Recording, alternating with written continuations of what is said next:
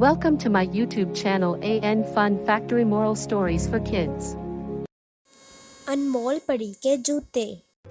प्यारे बच्चों, मैं आज तुम्हें परिस्तान की कहानी सुनाती हूँ। बहुत ही दूर परिस्तान में एक बादशाह और मलका थी जो कि बहुत ही रहमदिल थे। उनके यहाँ एक बेटी की पैदाइश हुई जिसका नाम उन्होंने अनमोल रखा। अनमोल परी की बादशाह और मलका ने बहुत ही प्यार से परवरिश की। बादशाह अनमोल परी की कोई भी ख्वाहिश ठुकराते नहीं थे। अनमोल परी जो भी ख्वाहिश करती बादशाह उसकी हर ख्वाहिश पूरी करते थे।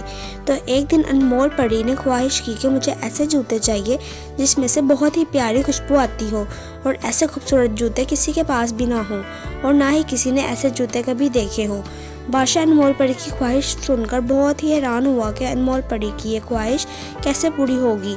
अनमोल परी ने कहा, इस बार महल में जो आपकी और मामा की शादी की सालगिरह के फंक्शन में ये जूते पहनूंगी। तो बादशाह कहता है, फंक्शन में तो सिर्फ 2 ही दिन बाकी हैं, इतनी जल्दी ऐसे जूते कौन बनाएगा।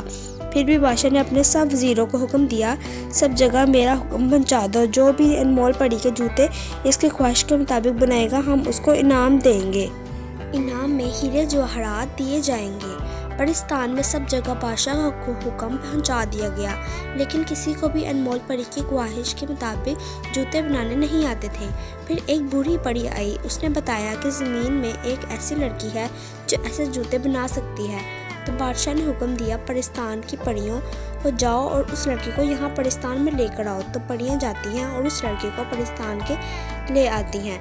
तो बादशाह उस लड़की से पूछता है कि क्या तुम वाकई ऐसे जूते बना सकती हो।